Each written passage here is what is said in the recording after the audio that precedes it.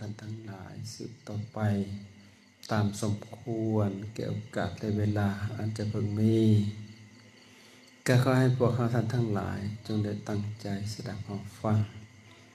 เพื่อสิได้นำไปเป็นข้อคิดในการปฏิบัติกิจชีวิตประจำวันเพื่อให้เกิดประโยชน์แก่ตนเองแก่ครอบครัวแก่งานสร้างแก่ประเทศชาติแก่พุทธศาสนาสืบต่อไปในโอกาสนี้เราก็ขอใส่สิทธิ์ ส่วนตัวบนธรรมะอนุญาตให้เราท่านทั้งหลายได้วางมือลงนั่งฟังโดยความเคารพบนุกระดะนั่งในอิริยาบถที่ถนัดถนีเพื่อสิผ่อนคลายความตึงเครียดนั่งให้สบายสบายมื้อนี้ก็ เป็นราตรีขึ้นสุดท้ายในงานปริวาสกรรมปฏิบัติธรรม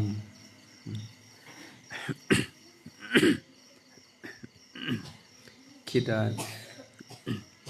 สิได้ห่วมแต่คืนเดียวไปธุระไปเวียงจันทน์แต่ว่าครับ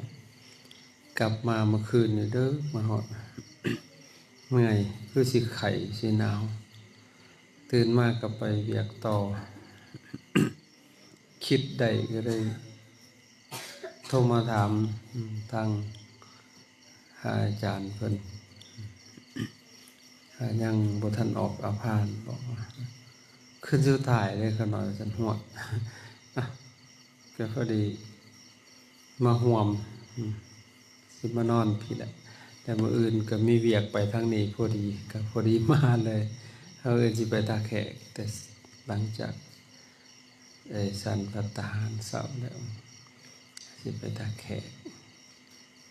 ไปซื้อเครื่องซื้อซีแพ็คสิมามงกุฏิไปเบิ่งก่อนไปเลือกไปเบิ่งกันมื้อฮื้อก็จังสิไปแก้เอาคิดว่านะคันมันว่ามันมีมันได้มันจะได้นะแล้วสิมาแต่เวียงสิมาแวะมาฮอดประเดิบขับปิดหานเบิดแล้ว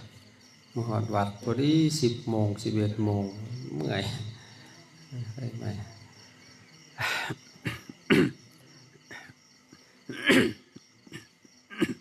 เอากะ อนุโมทนาครูบาอาจารย์ทางพระมหานัตตาจาริกะที่ได้ประพฤติปฏิบัติขัดเกลาอบรมฝึกฝนมาจนเวลาเก่าคืน10 มื้อแค่มื้ออื่นนี่ก็ ได้อภานกรรมถ้าวันเฮาก็ออกกรรมก็ถือว่าสบายจิตสบายใจผู้ใดได้ฝึกได้ผลจริงๆได้รับความบริสุทธิ์โดยกฎของธรรมชาติคือความสงบแห่งจิตแห่งใจได้รับความสุขจากการเจริญสมาธิภาวนาได้รับการฟังธรรมได้เกิดศรัทธาเกิดสติปัญญาเพิ่มขึ้นนี่คือได้รับความบริสุทธิ์โดยกฎของธรรมชาติและก็ได้รับความบริสุทธิ์โดยกฎของสังคม คือกฎของบัญญัติ ของพระธรรมวินัยซึ่งพระศาสดาเพิ่นได้ตรัสไว้เฮาก็ผ่านกรรมวิธีในสังฆกรรมจนครบบริบูรณ์ให้9 คืน 10 มื้อถือว่าจบในการเข้าปฏิบัติครั้งนี้ ถ้าผู้ใดยังอยากไปเข้าต่อ แกนิมนต์ไปต่อได้เด้ออยู่ที่วัดพระอาจารย์ไตรสิกขาเมื่อวันที่25นี่เมื่อเข้าแต่กับเพิ่นก็เข้าภายในกันถ่าอยู่ผู้ใดอยากเข้าต่อก็ได้เข้าภายในห หอดวันที่25แล้วออก แต่แกเพิ่นมาเข้าปฏิบัติใหญ่บัดนี้เข้าต่อเลยโยมก็ผู้ใดอยากไปปฏิบัติก็ไปแต่ปีนี้คิดว่าคือสิหนาวแหละปีนี้สั่งเข้ากำลังสิคนเฟื่องอิหยังเข้าไปไว้ทำความสะอาดเตรียมรอแล้วถ้าผู้ใด อยากไปต่อก็ไปอันนี้บอกข่าวเอา มันสิเด็กเนาะมันเป็นมื้อสุดท้ายเด็กแหน่ก็บ่เป็นหยังเนาะแม่ใหญ่มื้อสุดท้ายเด้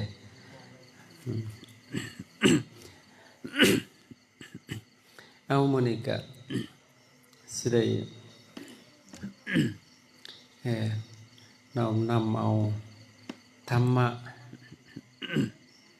ในเรื่องของมงคล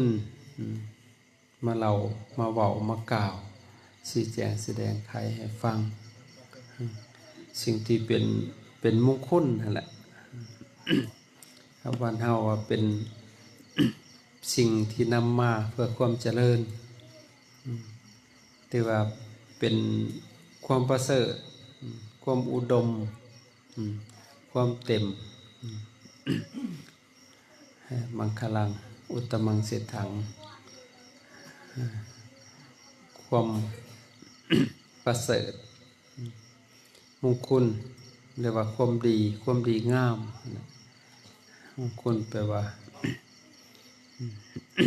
ความดีนะความดีความงามความไพบูลย์ของจิตของใจที่เฮาสิเว้ามักว่าเพื่อความเป็นสิริมงคล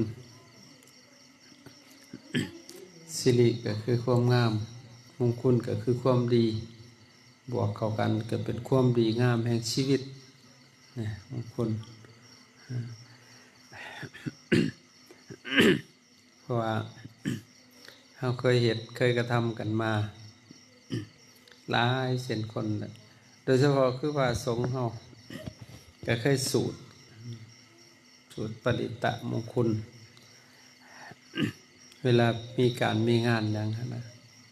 ก็เข้ามักจะเจริญมงคลหรือว่าสูตรปริตะมงคลงานบุญงานก็ดีบุญแจกเขาบุญเอียงก็แล้วแต่เขาสิทำพิธีมงคลขึ้นทันทีนะ แต่ว่าก็บ่เข้าใจ ส่วนหลายก็บ่ค่อยเข้าใจนะเฮ็ดตามประเพณีตามเหตุตามคองที่เราเคยถือมานะแต่ความเข้าใจยังบ่ชัดเจน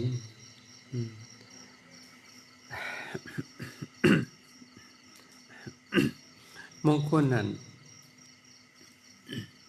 มี2อย่างมงคลภายในและก็มงคลภายนอกมงคลภายนอกก็ได้แก่พิธีมงคลหรือว่าวัตถุมงคล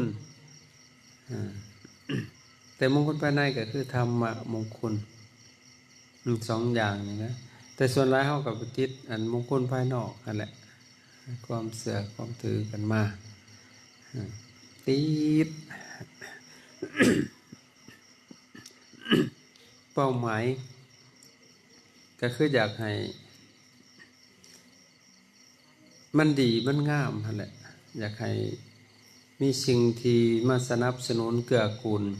ดลบันดาลผลให้พวกเฮาไปสู่ความสมหวังความสุขสมหวังความเจริญรุ่งเรืองในความคิดของเฮานะในบทอันอาราธนามงคลก็บอกว่าชัดเจนวิปติปติงหาหายะสัพพสัมปติสิทธิยาสัพพะทุกขาวินาศายะปฏิตังภูตมังคลังสัพพะพยาวินาศายะสัพพะโรคาวินาศายะปฏิตังภูตมังคลังสักจังอาราธนังกะโลมะเฮาสิได้ยินคำนี้ตลอดทั้งฝ่ายศิริวัตร เรียกว่ามคทายกสิกล่าวคำอาราธนาอัญเชิญนิมนต์ให้พระเพิ่นได้สูตรให้พอโยมกล่าวจบพระก็ขึ้นเลยธรรมัสสะวันนักกะโลอายัมปะทันตานะโมตัสสะไปเลยบัดพูดละ จนจบ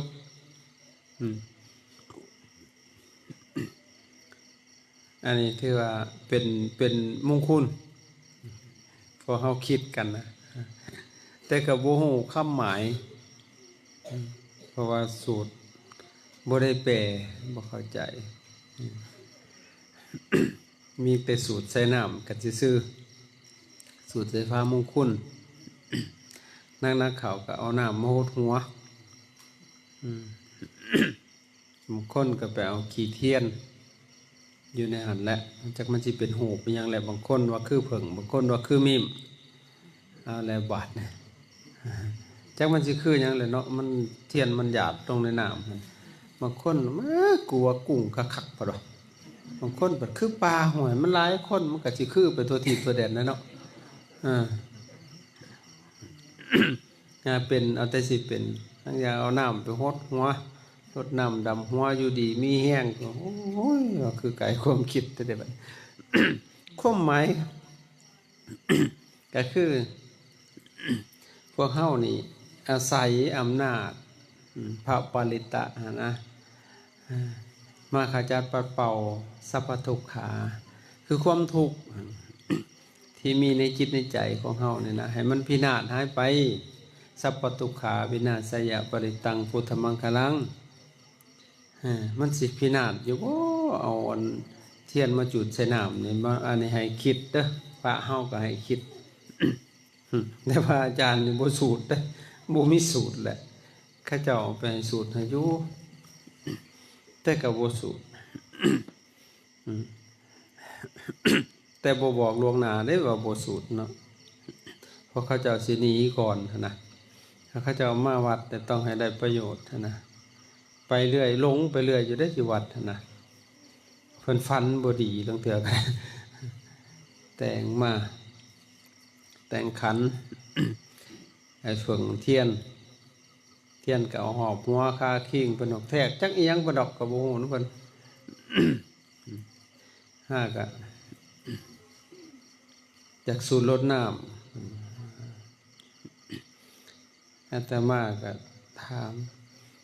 เป็นหยังคืออยากสูตรรดน้ำหมอท่วงกันนะบางคนก็ได้ก็ หมอท่วงว่ามันสิเกิดเหตุหายเอียงต่างๆหั่นแหละก็เลยว่าให้ไปสูตร9 วัด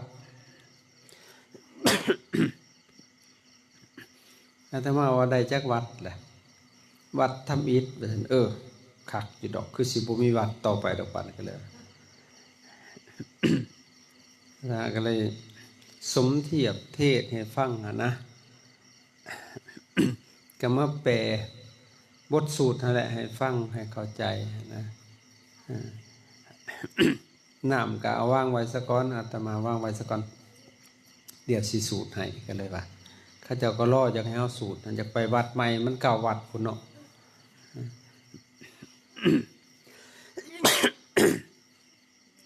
กับแปลให้ฟังธรรมะนะมันเป็นคำสอนได้บ่แม่นว่าสิ่งสิอ่อนวอนสิมาสูตรใส่น้ำแล้วสิดีอาตมาว่าคันสูตรใส่น้ำแล้วดีนี่คอยบ่สูตรดอกใส่ขันหน่อยๆนี่ก็เลยว่าก็สินิมนต์พระเบิดเมืองนี่ไปสูตรใส่แทงน้ำประปาอยู่เมืองสวรรค์ก็แล้วก็สิเป็นผู้จูดเทียนละลายลงหันก็แล้วค่ายพระก็สิขันอาสาสิใส่ผู้เดียวดอกสิถวายขายหน้าแม่จักทงสิบ่กุมบ่เปิดก๊อกได้ให้มันดีเบิดเลยล่ะนะคันว่ามันน้ำอันนี้มันดีแท้ๆนะข่อยบ่สูดดอกใส่คันต้องหลองหน่อยๆนั่นก็เลยหรือว่าถ้าสิเอาให้มันหายเคาะแห้งๆอีหลีสิเมารถขึ้นไปสูดอยู่พุ่นแหละทั้งใส่หยะบุหรี่พุ่นใส่น้ำของเลยไหลลงมาเลยเทียนเบิดนี่ก็สิระดมไปจูดให้มันไหลลงมาแต่พุ่นปูปลาหน้าน้ำให้มันไปสวรรค์จนเบิดเลยครับว่ามันสิดีนะเอาแล้วบาดไปคนละเรื่องเด้อบาดอะไรที่ไหนฟังบทสูตรก็เป็นคำสอนบางคำกับพระพุทธเจ้าเพิ่นเทศไว้แต่บางคำก็เป็นสาวกเป็นครูบาอาจารย์ อัตถคถาจารย์ดีกาจารย์อนุดีกาที่เพิ่นมีอุบายได้เว้าได้ว่าได้สอนไว้นะก็เป็นประโยชน์ทั้งนั้นแหละก็บ่มีคำหายคำด่าจะคำนั้น แต่ว่าเฮาก็บ่ฮู้ความหมายอาตมาคือบ่เฮาสูตรในบทท้ายเนาะแล้วก็ชายันโตเห็นบ่สุดท้ายก็สุนัขขตังสุมังคลังสุปปตังสุหุติตังจะสุยิทังพรหมจาริสุปทักขินังกายกัมมังวาจากัมมังมโนกัมมังปทักขิเนไล่ไปข้อหมายมันปีแหละนับตั้งแต่เลิก5 นาทีคู่ดียามดีเวลาดีคิดดีดีคิดดีกลางคืนมันก็ดีกลางคืนคิดดีกลางเว้นมันก็ดีกลางเว้นคิดดีผู้เดียวมันก็ดีผู้เดียวเฮ็ดดีก็คือกันนั่นแหละบ่เลือกการบ่เลือกเวลาที่แหละอยู่ที่กายวาจาใจของเฮากายก็สิบ่ทำบาปทางกาย3 อย่างกายกัมมังมีหยังในขาสัตว์หลักของเขาประพฤติผิดทางกามวาจีก็สิบ่ไปทำผิดวาจีสุจริตสิบ่เว้าขี้ตัวนี่บ่เว้าขี้ตัวบ่เว้าคำหยาบบ่เว้าส่อเสียดบ่เว้าเพ้อเจ้อนั่นก็ดีแหละใจก็สิบ่คิดโลภจะได้ของเขาสิบ่คิดอิจฉาไผบ่คิดพยาบาทเบียดเบียนผู้ใดมันดีแล้วเทศไปไปเข้าใจไปเข้าใจทอกน้ำทิ่มเลยบาดเทียนก็บ่เอาบาดเมื่อเนี่ยโอ้ยเขาเจ้าว่าคันมันบ่ได้เข้ามานี่ก่อนสิเสียเงินหลายเติบอยู่สิไปหลายวัดหั้นนะวัดได้สิคือเนี่ยก็สิใช้ค่ายหลายอยู่ได้เนาะไปหาหากิกกอกแนกบ่ฮู้ปานใดก็เอาตอนใดก็สูตรเพิ่นว่า 10,000 20,000พอได้ยาสูบก็เอาห่างวัน อันนี้บ่สูตรให้นั่นคือสูตรเข้าสมองเลยนะเทศให้ฟังเขาเจ้าก็เข้าใจอยู่ได้แหละเข้าใจบางคนก็บ่ฟังสำเครียดว่ามันใหม่ทางดังนี้จมไปพร้อมไปวัดใหม่พุ่นแล้วไปโลดกันแล้ว มันสิดับทุกข์ได้จังได๋เนาะความทุกข์มันอยู่ที่จิตใจของเฮามันมีเหตุมีปัจจัยมันอันแต่ว่าสัพพทุกขานะเฮาเลยไปทำแต่พิธีสัพพพยาความกลัวญาณในจิตในใจนะเช่นนั้นมันสิไปดับได้อันสูตรอันเสน้ำมันสิมาดับซั่นบ่คนมันมีความผิดกับมีความกลัวความญาณเป็นธรรมดาสัพพโรคาโรคเรียกว่าเสียบแทงคำว่าโรคะเสียบแทงกับความโลภความโกรธความหลงนี่แหละมันเสียบแทงจิตใจ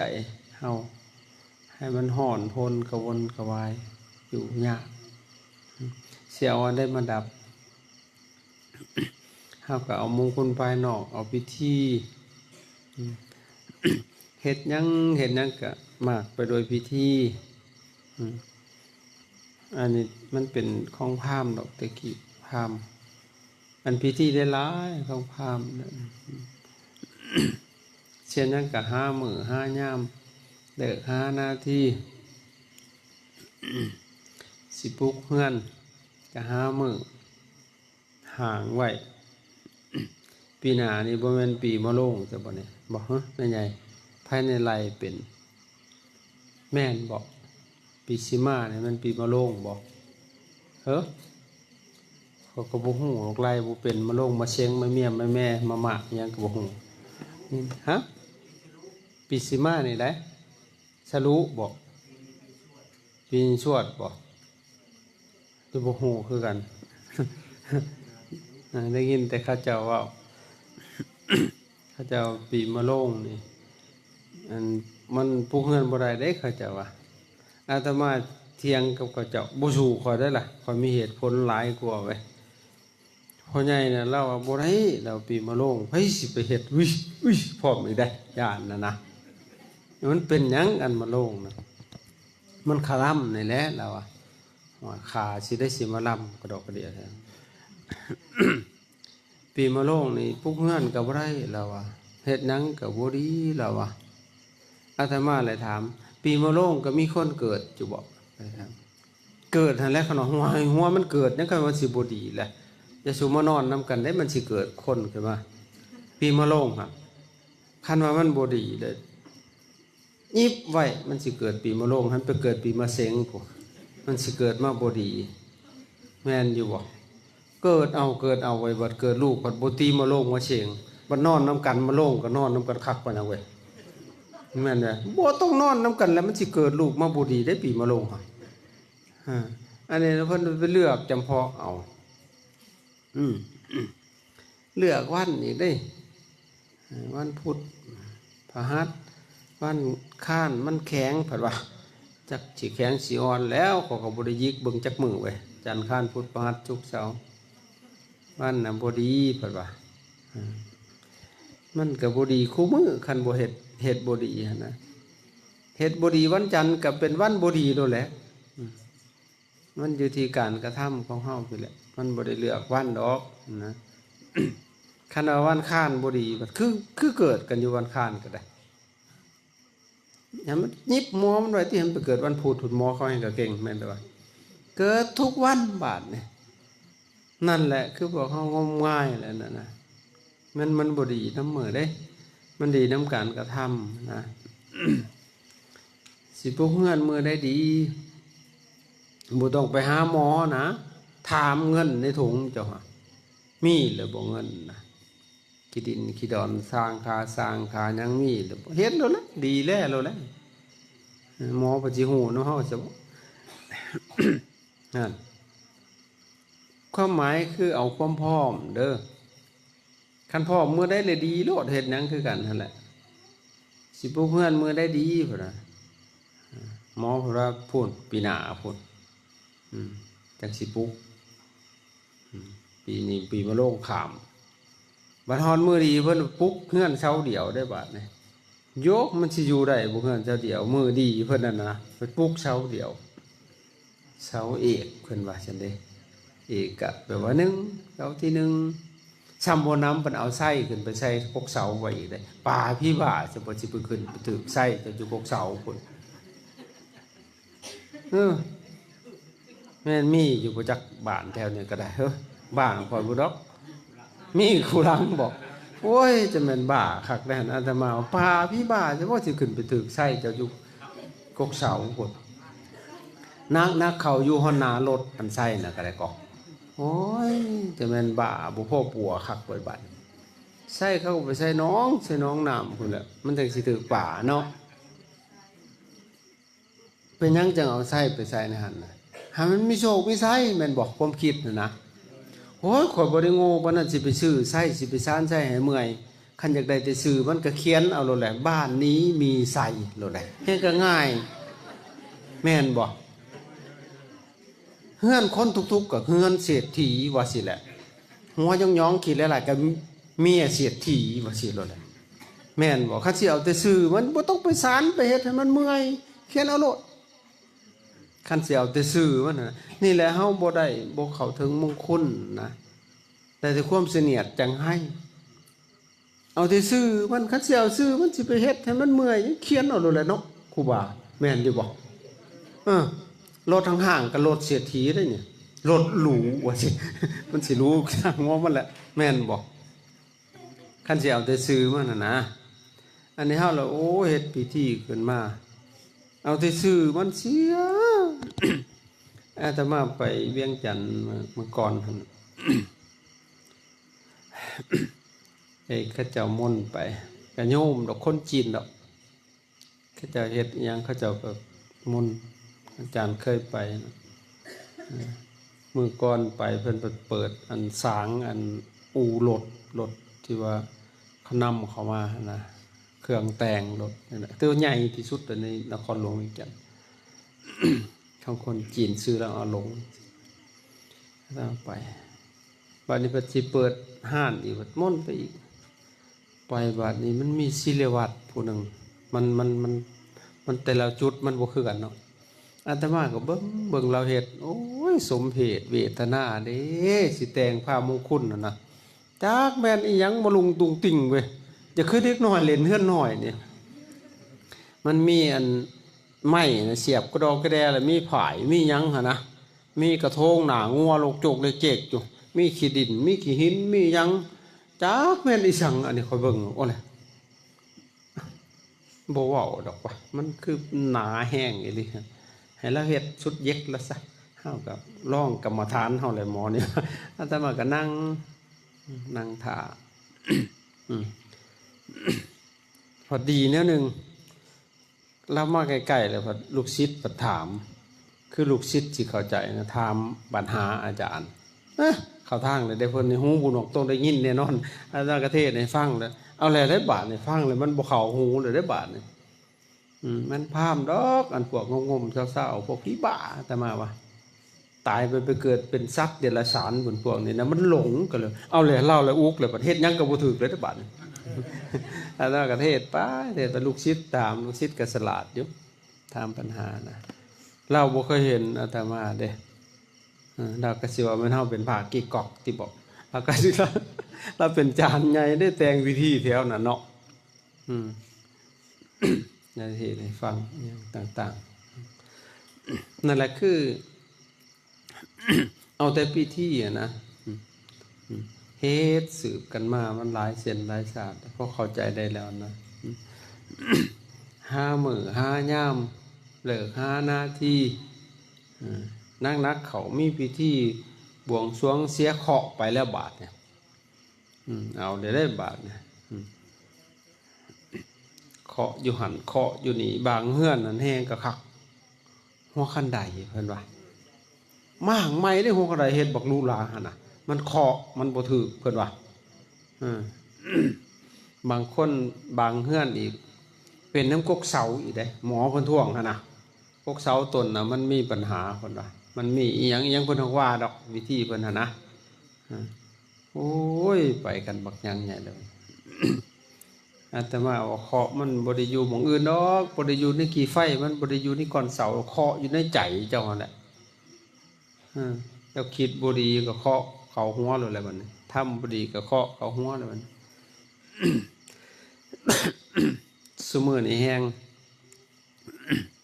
เคาะมันเข้าฮอดแขวพุ่นเข้าฮอดคิ้วเข้าฮอดหูดังบางคนแขวดีๆก็ไปลบออกให้เขามาหัดมาหิ้งเขาก็กินยังก็บ่ได้ยิงแขวแกกแสกอยู่บัดนี้เคาะเข้าแขวเพิ่นถอนออกเด้อันบ่แม่นว่าอันง่ายๆได้หั่นอันดาวผู้ใดอันแขวเพิ่นน่ะบ่แม่นสิเป็นแสนพุ่นบ่ดีบ่ดียะคู่เฮากับผีบ้าไปเฮ็ดนำเขาอีกบาทมีได้ขนาดของแถวนึงคือสิบ่มีดอกเนาะขนาดคันมีก็ขอเอาไปเด้อคิ้วก็บ่มีก็ยังเจียกเท่นำเขาสิไปดัดฟันอีกโอ้ยจ่ายเทื่อนึงหั่นเป็นเดือนๆได้หั่นจ่ายค่าแขวหั่นอาตมาเราเสียดายได้แขวข่อยแต่แม่งข่อยยังบ่จักลกเด้ข่อยยังอยากแปลงเอาเพิ่นว่าแขวดีๆลกถิ่มเคาะเขาแขวเพิ่นกินหยังก็บ่ได้เฮ็ดมันหัดได้มันเอาหยังหัดเนาะมันไข่มันบวมหั่นนะบางคนบัดเคาะเขาคิ้วบาดคิ้วเพิ่นมันขี้ลายหั่นนะเพิ่นสิซักติละบาดโอ้ยซักก็ได้ดาวอยู่ได้คิ้วเพิ่นนั่นก็ได้มีบ้านอันนึงเขาบ่เว้าดอกเขาสิด่าหัวข่อยเพิ่นไปซักติเลยเนาะซักคิ้วทาวรเพิ่นซักมาแล้วจักมันไปพลิกล็อกจังได๋มันฉีกแดงๆคือหนังจีนนี่ขี้ลายไปแฮงตื่มต้นเหม็นบาดนี่ไปแปลงคิ้วอีกเบิดเป็นหมื่นเคาะเขาคิ้วอันนั้นน่ะ มีบ้านอันนึงเพิ่นดังแมบดังฮักๆค่ะพจักงามบาดนี่เพิ่นไปเสริมดังแม่เอ้ยว่ามันถือกระปั่นเขียวเบิดเลยบาดเคาะเขาอันนั้นก็ได้เห็นบ่บาด มันสารพัดมันสิเป็นคือสิบ่แม่นแถวนี้ดอกเนาะขออภัยกันแถวนี้ก็ได้อันนี้เสียคอ แต่ว่าคันสิเสียคอก็ได้เสียคอแบบพระพุทธเจ้าเนาะเคาะมันอยู่ในใจเฮานี่นะอยู่ในนี่ได้จักขุปุรณะกัมมังโสตะปุรณะกัมมังสิวหาปุรณะกัมมังคานะปุรณะกัมมังกายะปุรณะกัมมังมโนปุรณะกัมมังเคาะหรือว่ากรรมเว้นกรรมเข้ากรรมไม่มันก็อยู่ในตาเฮานี่แหล้วตาเฮาเลียวเห็นรูปตาเลียวเห็นรูปเลยใจอยากได้เริ่มสิเกิดเคาะแล้วได้บาดเห็นเขาหิ้งหัดแขวหิ้งแขวเพิ่นก็จะเฮ็ดคือเขาบัดเคาะสิเขาแล้วบัดไปติดต่อห้านได้บาด100,000มันว่าจ่ายก่อน40,000บาทเงินบ่พอไปกู้เงินกู้ก็เป็นเงินกู้บาดเจียมหายเคาะเขาหัวได้บาดเขาแขวตาเห็นรูปใจอยากได้เริ่มสิเกิดเป็นเคาะเป็นเข็นสิเกิดกรรมเกิดเป็นแล้วบาดตัดจังไดตัดปกโลกก็ได้กำบาดเลยโอ้เงินบ่มีบ่เฮ็ดดอกบ่เอาดอกบัดมีเงินจังสิซื้อหยังก็ได้นี่ตัดกรรมตัดเวรตัดเคราะห์หูได้ยินเสียงดังได้กินดินได้รสกายได้สัมผัสมันใจมันค่อยคว้าหาอยากได้จุดนี้แล้วมันสิเกิดมันใหญ่เกิดเคราะห์เข็นเวียนหายก็ได้น่ะ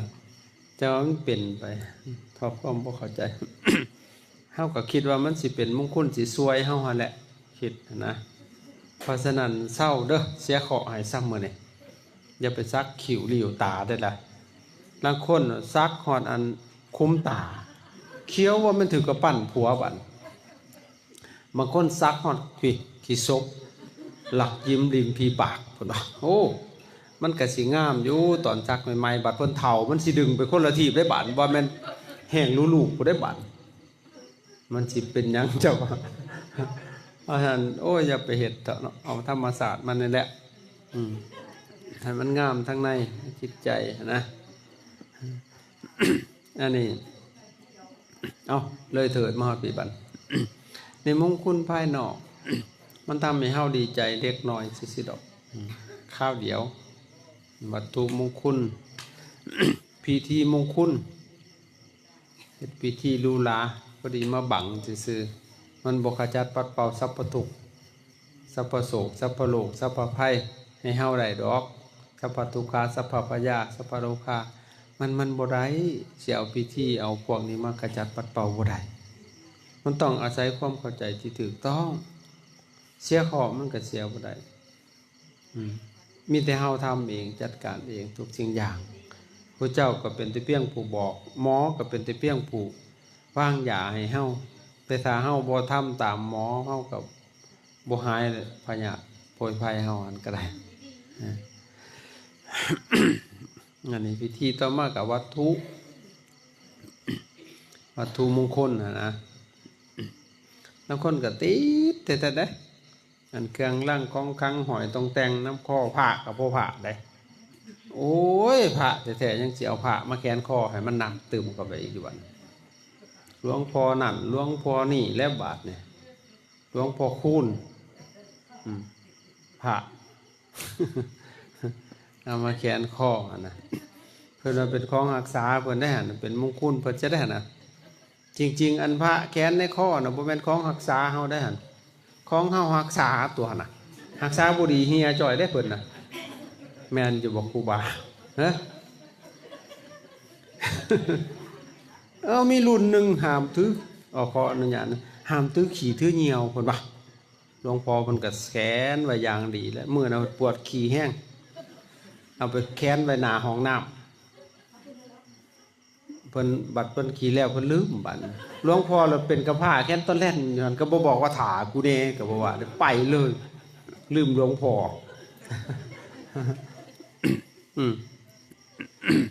นั่นแหละเฮาเข้าใจผิดเข้าใจผิดแล้วนักเขาก็หันเอาไว้หน้ารถก็สิ่งเอาอย่างใหญ่เลยบัดว่ามีหลวงพ่อคูณอยู่หั่นปีนติละเพิ่นบัดปีนแล้วยังบ่แล้วยังไปต่อว่าหลวงพ่อคูณอีกอยู่ทำไมไม่คุ้มครองหนูเพิ่นว่าไม่ออกดอก เองเป็นอันหยังล่ะวะ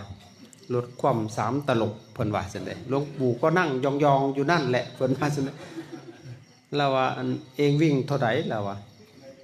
120เพิ่นว่าโอ้ยกูนี้แต่80แล้วแล้วว่าหลวงปู่ก็ย่านผู้หลวงปู่แล่นโพดมันสิ่งโพดเนาะนั่นแหละโอ้ไปกันเนี่ยแหละนั่นแหละพวกเขาเข้าใจผิดว่ามันสิเป็นมงคลเป็นหยัง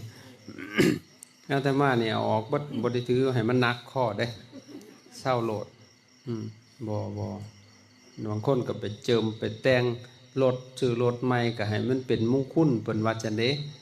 ก็ให้ยังครูเจิมให้ชั่วร้ายลงทางใต้ดอกพวกปากเจ้พุ่นอาจารย์ดังๆอาตมาไปเบิ่งเขาเจ้าเจิมมาหั่นพอดีรถเปื้อนเบิดรถดีๆเด้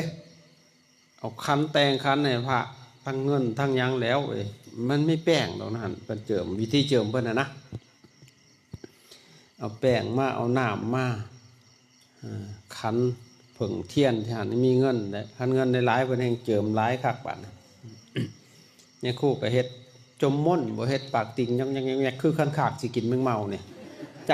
ำนี่เลยก็ไปเขียนใส่รถเปื้อนเบิดรถนะอาตมาเห็นคันหนึ่งปีนแล่นคือเสิร์ชได้ปีนมันแล่นเสียหลักอีท่าได้บุอันรถผัดแก่สีบาทนี่รถจนบ่ฮู้ว่าเป็นสีหยังเลยบาดสีมันแตกพอเจิมคักปันหยังอันนั้นไล่เบิดหลังคาเห็นบ่อาตมานี่เขาเอามาให้เจิมอยู่รถ อาตมาถามดูเด้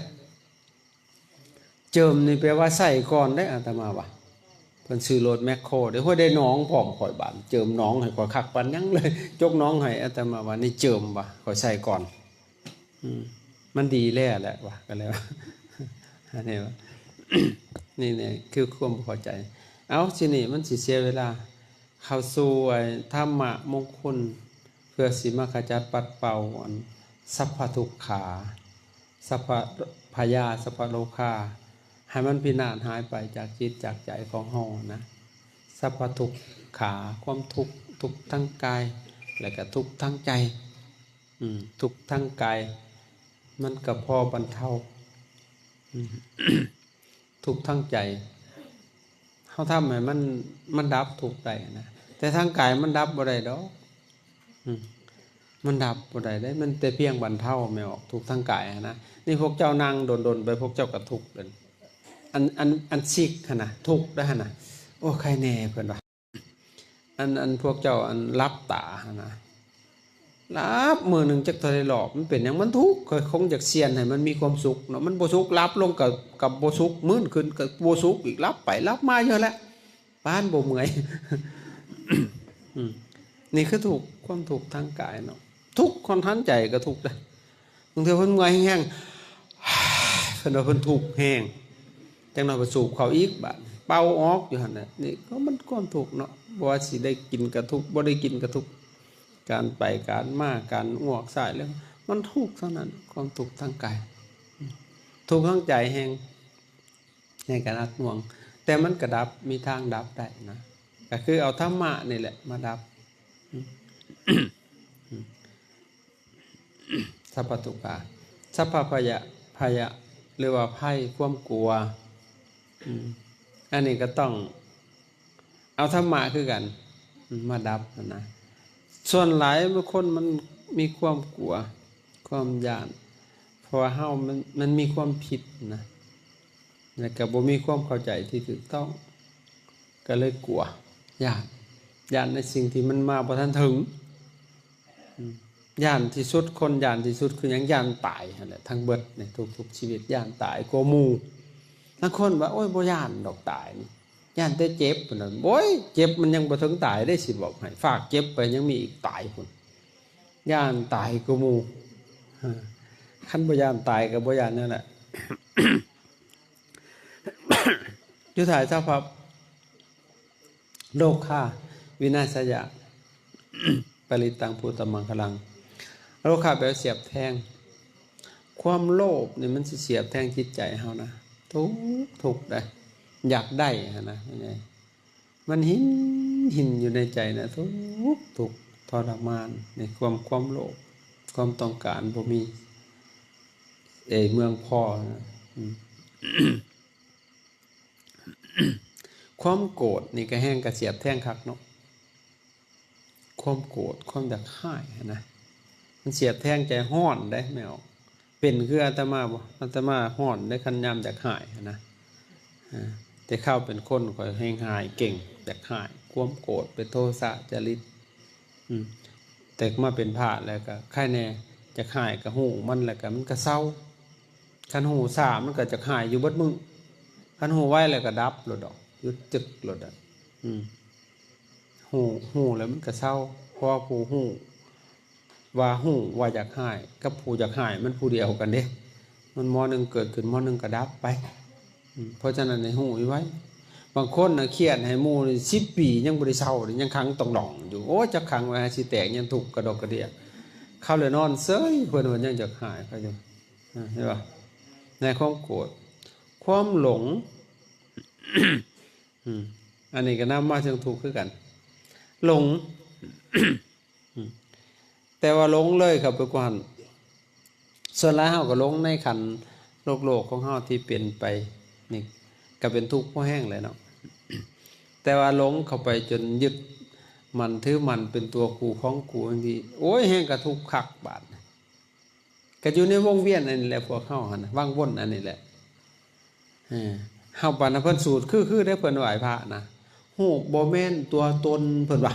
บัดแล้วเพราะว่าลูกกูเพิ่นว่าสัญญาบ่แม่นตัวตนสังขารบ่แม่นตัวตนวิญญาณบ่แม่นตัวตนเพิ่นสูตรคือได้ฮู้บ่เที่ยงเพิ่นว่าสัญญาบ่เที่ยงสังขารวิญญาณยังบ่เที่ยงเพิ่นว่าบัดมันเสียไปปันไห้นำบาดนี่ยังว่ามันบ่เที่ยงก็ยังลูกตายก็ไห้บาดผัวตายก็ไห้บาดท่านได้แจกข้าวซะมาเอาไม้ได้บ่เที่ยงเห็นอ่ะ นี่คือความหลงมันก็ทุกข์เลยหลงยึดถือว่าเป็นตัวเฮาของเฮานะจริงๆแล้วมันบ่แม่นบุคคลตัวตนเฮาเขาบ่ฮู้บ่แม่นตัวตนพระพุทธเจ้านะ มันเป็นเพียงสักแต่ว่าธาตุตามธรรมชาติซื่อๆมาประชุมกันเข้านี่นะธาตุทั้ง4มหาภูตหุทั้ง4อาโปเตโซวาโยปฐวีดินน้ำไฟลมนี่นะประชุมกันเข้านี่นะถึงเฮาว่าเป็นตัวเฮานี่นะพระพุทธเจ้าว่าบ่เป็นตัวตนว่าซั่นนะเห็นบ่แต่เฮาว่าแม่นกูนี่นะเพิ่นยังว่าอีกจังนะแม่นบ่คันมีตัวกูแล้วก็ทุกข์แล้วแหละคันถอนตัวกูออกได้ก็บ่ทุกข์คันลูกกูแล้วทุกข์โลดกันเป็นหยังไปลูกกูเพิ่นว่าของกูนับแต่เข็มเล่มนึงคันของกูแล้วทุกข์โลดคันของมึงแล้วบ่เป็นหยังกูบ่เป็นหยังคันของกูแล้วกูทุกข์ยังเสียไปกระทุกนี่แหละถอนตัวกูออกจากออกไปบ่ได้กระทุกนี่แหละคือความหลงนะแต่ถ้าเฮาศึกษาอบรมให้เข้าใจแล้วก็สิถอนความยึดมั่นถือมั่นออกไปได้นี่ อันนี้คือต้องใจธรรมะทีนี้แนวทางที่เป็นธรรมะ มงคลอันนี้พระพุทธเจ้าเพิ่นเทศน์ไว้นั่นแหละแต่ก่อนอยู่วัดเชตวันมหาวิหารคุตกนิกายคุตกปาฐะอยู่ที่พระไตรปิฎกเล่มที่25ข้อที่5หน้าที่3เพิ่นเทศน์เรื่องมงคลสูตรนั่นแหละ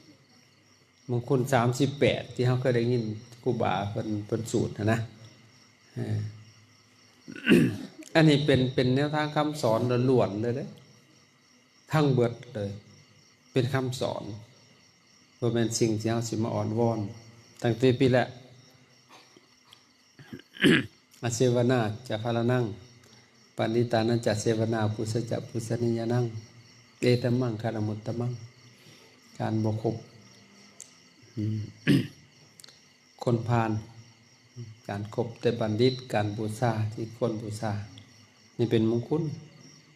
เพิ่นให้เลือกครบคนเด้พ่อแม่เฮาก็สอนบ่ให้คบคนชั่วคนพาลคนบ่ดีหั่นนะคันสิเว้าในภาษาบาลีเพิ่นน่ะพาลอันน่ะพาละพาโลพาละ เรียกว่าอันตพาลพาลอันตพาลกับพาลต่างกัน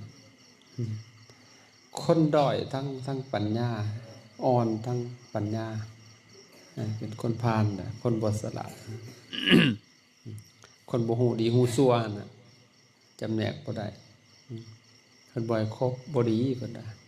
คบคนพาลพาลพาไปหาพิษคบบัณฑิตบัณฑิตพาไปผลหลังจากบ่ให้คบคนชั่วคนบ่ดีคนพาลแล้วบัดให้คบคนดีบาดมันเป็นมงคลแล้วได้มงคลแปลว่าสิ่งที่นำมาเพื่อความเจริญมันก็ดีแล้วแหละคันคบคนดีแหละมีชีกับตัวคบคนชั่วพาตัวมันหมองคบริมห่างศอกคบบอกให้ห่างว่าคบพาลาให้ห่างไกลมื้อโยดแสนโยดบูชาจากบูชาได้ยังนั่งบูชาบุคคลหรือสิ่งที่ควรบูชาเป็นมงคลอันนี้คือคำสอนเนี่ย3อันในประเทศได้นี่ก็เริ่มดีแล้วคนเฮาเริ่มเจริญแล้วว่าแบบโบราณกับอาเสวนาจะพาระนั่งกันบ่เขาอยู่ไก่เป็นหมู่ของคนพาลศาสตร์ที่แนวบ่ดีให้หลีกนี้ไก่เว้นหลีกนี้ไก่เว้นผลปันธิตานั่นจะเสวนานั้นสัตติเมธาเสือบัณฑิตโตตอนนักปราชญ์ผู้สลาดห่อหูให้เอาเกื้อความสหายคบบัณฑิตเป็นมงคลบูชาจาปูชนียนั่ง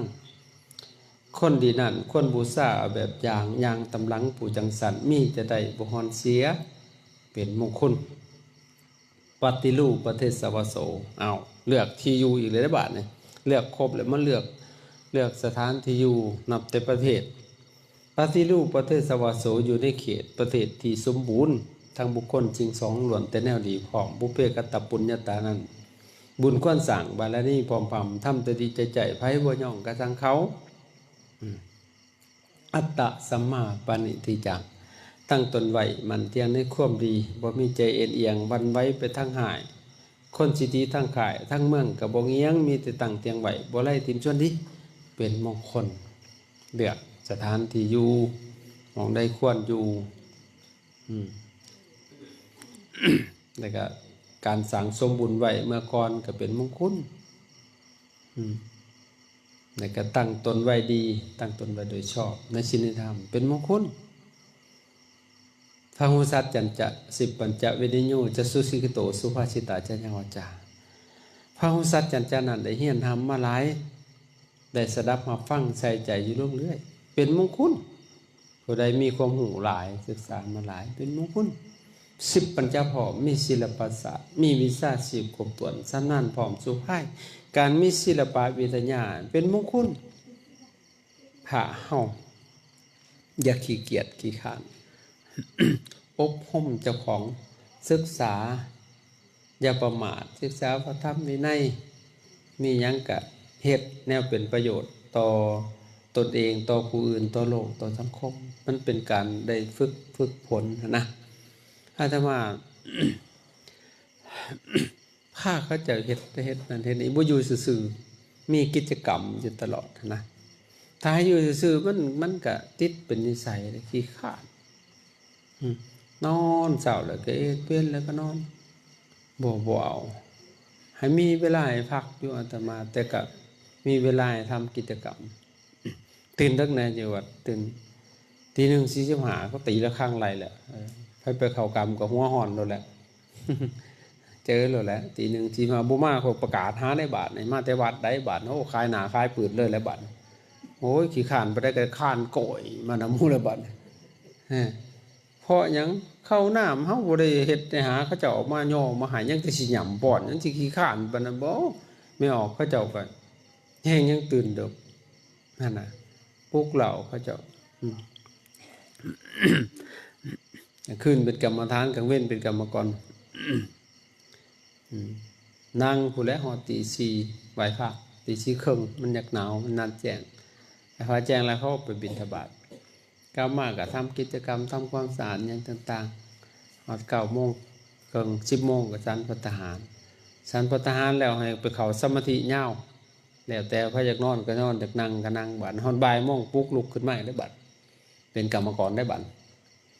เฮ็ดมีเวียกหยังก็เฮ็ดเองเบิดแหละหันบ่ได้จ้างสร้างแต่มาเฮ็ด เฮ็ดได้เบิด สุดท้ายก็เขาอยู่นำบางคนเขาก็ใส่ใจเฮ็ดนำทำตามผู้ใดมีแนวดีๆก็เอามาเฮ็ดงัดออกมามันก็ หลายแห่งเขาหลายแห่งสิบ่แบ่งตกสิไปพอพร้อมเพื่อหน่อยก็แลนดีมันก็เป็นไปต่างๆต่อมาก็ได้ความรู้นำซึ่งกันและกันอืม ผู้ได้ฉลาดหลายก็ได้หลายกว่ามีผู้หนึงหลานอาตมาอยู่นำขับรถให้อยู่เวียงจันทน์มาอยู่นำเลยพี่มาเอาลูกเอาเมียอยู่พี่มาบวชนำพรรษาหนึงเฮ็ดนั่นเฮ็ดนี่อยู่หั่นเป็นบัดทุแนวหมอนี่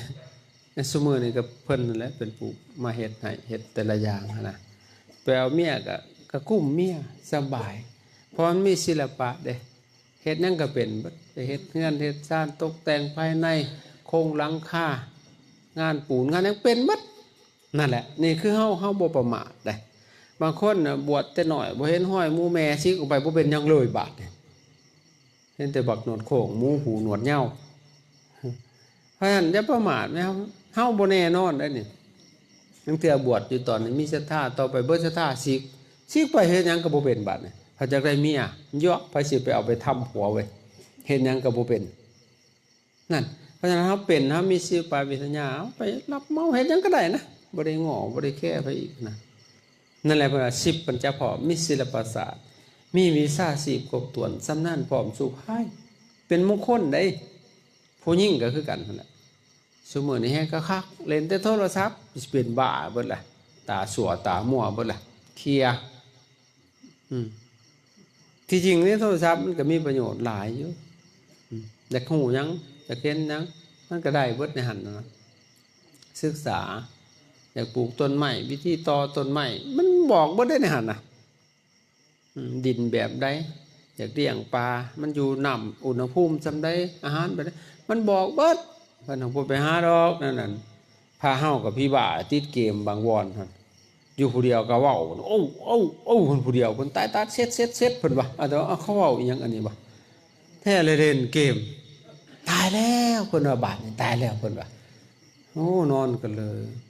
พระพี่บ่าอาตมาว่าอยู่ว่าอาตมายึดโทรศัพท์จุเพิ่นเบิดบาดนี่บ่ให้เล่นมันเป็นบ่าย้อนแล้วเล่นยังบ่ได้มีธุระอิหยังก็กิจอีสังเสียเงินพร้อมไปซื้อบัตรมาเติมบ่มีธุระเพราะนั้นให้ศึกษาอย่าประมาทแม่ให้มีศิลปะวิทยามันก็เป็นบุญพร้อมเฮาเฮ็ดไปนะเฮ็ดหยังก็เป็นก็บ่ได้เสียเงินค่าจ้างหยังเป็นมงคลได้น่ะสัตว์เราบ่เป็นอีหยังไปเอาเมียก็บ่เป็นอีหยังอีกลูกสาวเทวดากับลูกชายเทวดาไปอยู่นำกันทุกข์บาดนี่เทวดาตกทุกข์แล้วแหละ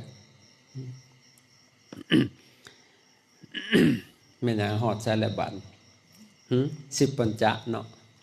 วินัยโยจะสุสิกิโตนั่นเพิ่นบอกว่าวินัยดีได้ฝึกฝนอบรมระเบียบงามมอมพร้อมการมีระเบียบวินัยนี่เป็นมงคลเด้อฮู้จักระเบียบวินัยนะหน้าเคารพหน้าเกรงขามสุภาษิตาจาญาวาจาความกันบอกในธรรมอันล้ำค่าเป็นของฝากแต่ของฝาเมื่อตอนเสน่ห์เว้าจาเป็นภาษิตเป็นมงคลเขาจ้างไปเว้าได้คันเว้าเป็นภาษิตนะเป็นภาษิตนะมาตาปิตุอุปทานังปุตตะรัสสะสังคโหอนาคุลาจักกัมมันตามาตาปิตุอุปทานังบรบัดเตียงพ่อแม่ของเฮาจะได้ทำในควงไงเป็นเครื่องคำหอดจะได้ว่าจะตานในสองเครื่องนำตะลังบาปตะฝาเป็นนันตะแผ่นดินเลี้ยงพ่อเลี้ยงแม่เป็นมงคลแน่น่ะเตียงอยู่บ่ล่ะเลี้ยงกายก็ยังบ่เลี้ยงเลยเนาะเลี้ยงใจแห่งกะไกมีแต่เถียงพ่อเถียงแม่และคนเสมอนี่พี่แก่เขาหมอนรกเนี่ยปุตตถารัสสะทะโขปุตตะบุตถารัสสะแปลว่าเมียอนุเคราะห์บุตรมีลูกเต่าแหบแต่ทางที่ดีจะได้ฝึกเอาแต่ใจต่อไปมันสิยามตามแต่ใจเรื่องเหลือให้รุ่นสิสอนยากบอกบ่ได้เมื่อหน้าสิบ่ดีส่วนหลายพวกเฮานั้นสอนลูกผิดทางเลยซุมื้อนี้นะอาตมาเห็นเด็กน้อยนะยังน้อยมันอ่านซื้อบ่ได้เป็นหยังมันเล่นโทรศัพท์เป็นเฉยแม่มันบ่ได้เป็นศัพท์แม่ยายรุ่นเก่าๆนี่แล้วซะสิไปเป็นเนี่ยมันเคลียร์ไปเคลียร์มามันเข้าเน็ตเข้าอินเทอร์เน็ตมันเฮ็ดเป็นเบิดเลยไปเบิ่งเกมเบิ่งหยังบัดเบิดเน็ตมันดึกถิ่มเลยแม่ก็ไปเติมให้มันโอ้ยจะแม่นคักบัด นั่นแหละสอนผิดนั่น เอาใจมันเอาอกเอาใจตั้งแต่อยู่ในท้องพุ่นสอนมันแต่อยู่ในท้องสงสัยแม่เล่นเกมแต่ตอนมันอยู่ในท้อง แฮนบ่โอ้ยบางคนก็เล่นไพ่แถวบ้านอาตมามักเล่นแต่ไพ่ผู้หญิงนี่โอ้ยพิลึกเลยสอนมันแต่อยู่ในท้องพุ่นมันเลยจักออกเด้กูจันอีเมขาดขาได้บ่จักบุญมันเป็นไปนะนั่นแหละ คนโบราณสอนแต่อยู่ในท้องพูนไปฝากท้องน้ำยาคู่ได้ตะกี้ ถือผ้าคาท้องแปลงขันหาไปหัญญทานไปแล้วกุชิกโตวะกุมารวะกุมาริวะโสภครตังสารนังคัสสามิพุทธันจะธรรมันจะสารนังคโตอุปสกังนังตะเดตุลูกผู้ขานี่อยู่ในท้องนี้เป็นผู้ชายก็ดีเป็นผู้หญิงก็ตาม ขอหมอเวรเกณฑ์ให้ฝากเป็นลูกพระรัตนตรัยลูกพระพุทธพระธรรมพระสงฆ์เป็นลูกพระทานถือผ้ากระทองพระทานก็รับขัน ต่อมาก็ออกลูกก็ไปให้พระทานตั้งชื่อให้ ผูกคอแขนเอาเป็นลูกบุญธรรมมันก็ดีเลยเนาะยายมาทำนึงเป็นเจ็บไข้ได้ป่วยกับมาพระทานกับเป่าหัวให้ตามภาษาเพิ่นนะสอนอบรมไปโดยศีลธรรมในที่สุดกับพ่อเค้นเงี่ยงให้ก็ได้กับมาเค้นต่อมาก็จากบวชแต่ไปนั่นแต่ว่านั่นคือเพิ่นปลูกฝังมาต่อมาก็จากบวชฮู้จักบาปบุญคุณโทษมีความกตัญญูฮู้คุณพ่อแม่เด้ สมื้อนี้สิไปฝากท้องอยู่วัดบ่ผู้คงหมอแม่นบ่นางนักเขาออกลูกมาบ่ได้กินนมแม่สักบาทกินนมกระป๋องนมแม่ไปเอาไว้ให้พ่อหรือจังได๋บุญมันเลยไปกันใหญ่เลยเว้าคนละภาษาเลยว่าแม่นแต่ว่ามันบ่ได้กินมันบ่มีความผูกพันที่แหละบาดเนาะเอาไปตัวที่แม่จะได้ นั่นแหละสินี่ อนุเคราะห์เมียอนุเคราะห์ภรรยา จริงๆแล้วผัวเมียนี่ก็มีคุณธรรมคนละหาอย่างเด้เมียกันให้ผัวหาอย่างผัวก็ให้เมียหาอย่างท่านก็เจริญเป็นมงคลไอ้ผัวให้เมียหาอย่างนั่นไดหนึ่งก็ให้ยกย่องถือว่าเป็นเมียย่องเมียอยู่บ่คนใหญ่ ฮะบางคนบ่ได้ย่องได้เมียเจ้าของย่องอยู่ดอกตอนเพิ่นมักกันขี้ร้ายก็ว่างามตาเสื่องก็ยังว่าตาหวานเว้ยแม่นแต่ว่าเฮ้ยอันนึงนั่นให้ยกย่องถือว่าเป็นเมียข้อสองนั่นอย่าได้ทำแนวขวางลวงใจเมียเจ้าข้อสามนั่นอย่าได้หาคำเว้าดูแค้นดูหมิ่นข้อสี่นั่นมอบความเป็นยาให้เมียเจ้าครอบครองข้อห้านั่นหาของแต่งกายให้ตามใจเมียสิชอบเคยซื้อเครื่องแต่งกายให้เมียอยู่บ่ บ่เคยเลยว่าเป็นแห่งลูกๆและเมียเพิ่นบัด ให้ยกย่องเมียเฮาฮู้จักเว้าให้มันเป็นให้กำลังใจนะก็บ่ทำแนวขวางบ่ลวงใจบ่นอกอกนอกใจซุมื้อนี้โอ้ยสารพัดเลยบ่มีนอกใจดอกคันบ่มีโอกาส อย่าหาคำเว้าดูแค้นดูหมิ่นบางคนดูถูกเมียเจ้าของได้ก็มีแม่นแต่ว่าบ่ดูถูกเมียก็ดูถูกพ่อแม่เขาญาติพี่น้องเขาอีกบัดเอาไปสิไปว่าให้เขาเฮ็ดหยังเจ้าฮักเขาเจ้าก็ต้องฮักให้เบิดแล้วสิฮักที่เมียเจ้าบ่ได้เกิดมันได้โกนใหม่ตัวมันก็มีพ่อมีแม่มันเจ้าก็ต้องฮักให้มันเสมอดามดังกันเว้ย